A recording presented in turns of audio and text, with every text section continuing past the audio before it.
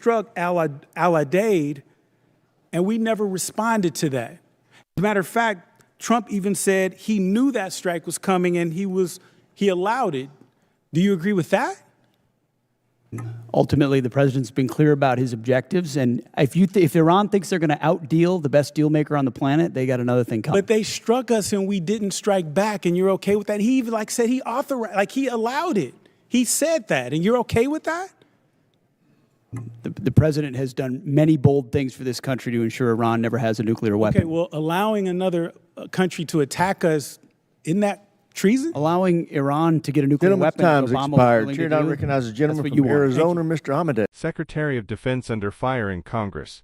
Is he serving as a true advisor, or just a loyal echo? In a heated hearing, Rep. Ruben Gallego challenged the Pentagon chief over the Iran war, exposing shifting objectives, zero recorded disagreements with President Trump, and a surprising, "I feel it in my bones," standard for ending the conflict. Are we seeing strong leadership and unity, or the risks of an open-ended war despite promises to end forever wars? Did the U.S. allow a strike on its own base without response? This raises serious questions about accountability, strategy, and American interests in the Middle East. If you're into straight-talking political breakdowns, hit that like button, drop your thoughts in the comments, and subscribe for more. Turn on notifications so you never miss an update. Goes back. Chair now recognizes the gentleman from Missouri, Mr. Bell. Thank you, Mr. Chair.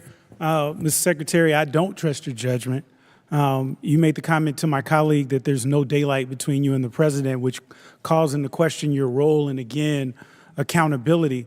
And so I got to ask, has there ever been any time that you disagree with the president on this war or anything in general? I would never betray conversations that we've had. The commander in chief can't even deserves acknowledge candid that you've discussion ever in private. even disagreed with the man, like his choice of tie, that dance, anything. You haven't disagreed on anything. I've never relayed the discussions I have with the commander-in-chief. Okay, because it seems to me that rather than being Trump's Secretary of Defense, that sounds like you're just being Trump's secretary. And we need someone who's going to be there that is actually advising, that is also pushing back when necessary and serving the country as opposed to the president. So you said you've never called him out privately or publicly, because we know that hasn't done. But have you ever said the words, and you don't have to tell me what it was about, have you ever said the words, "Mr. President, I disagree with you"? As I said, I don't relay the private conversations that a commander-in-chief deserves. You can't even acknowledge that, like if you've just said, "Mr. President, you're wrong about this," or "you're wrong about that." You can't even acknowledge, you can't even admit that, if that's happened. You can ask it again if you want, but I don't relay the private conversations that a commander-in-chief deserves. The objectives of this war have constantly shifted and changed. You see that, though, right? Like, you can acknowledge that. Because 1 minute it was to dismantle the Iranian nuclear program.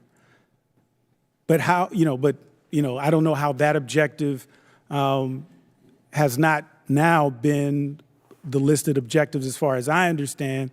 Then there was regime change.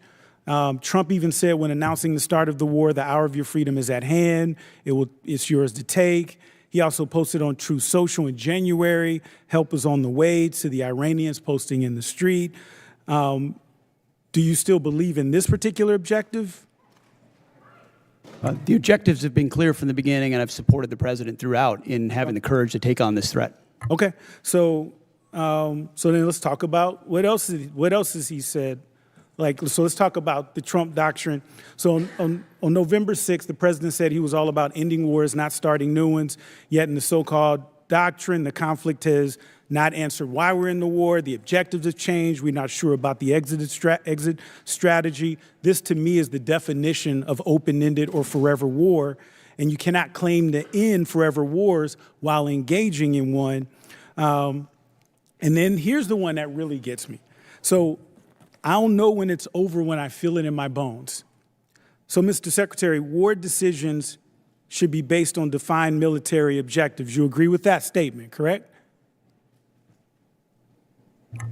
It's the commander-in-chief makes the call on behalf of the American people when our objectives are completed. There should be clearly defined military objectives. That's safe to say?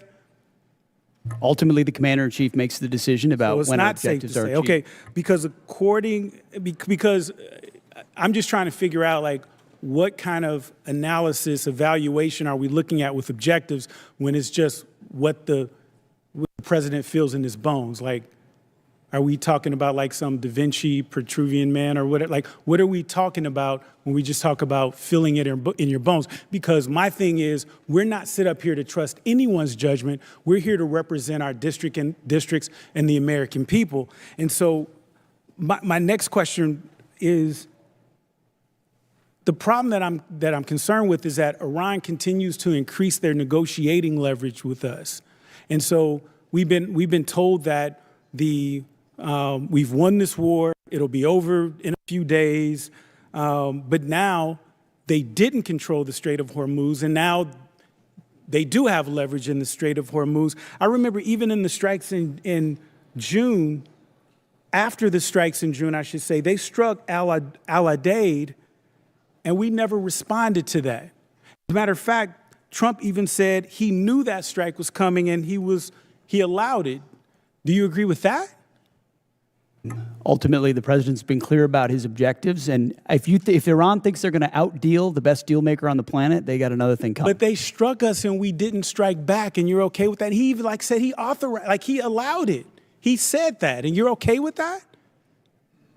The president has done many bold things for this country to ensure Iran never has a nuclear weapon. Okay, well, allowing another country to attack us, isn't that treason? Allowing Iran to get a nuclear weapon. Time's expired. Chair now recognizes the gentleman from Arizona, Mr. Amadei. In a recent House hearing, tensions boiled over as Representative Ruben Gallego confronted the Secretary of Defense about the ongoing conflict with Iran. Gallego pressed hard. Has the Secretary ever disagreed with President Trump on the war, or anything? The Secretary repeatedly refused to confirm any private disagreements, stating he would not relay conversations with the Commander-in-Chief. Question for viewers: does this show strong loyalty and unity, or does it raise concerns about independent advice and accountability at the highest levels of national security? The congressman highlighted shifting objectives, from dismantling Iran's nuclear program to regime change signals to supporting protesters. He pointed out Trump's earlier promises to end wars, not start new ones. Gallego questioned whether America is slipping into another open-ended conflict, and what it means when war decisions come down to feeling it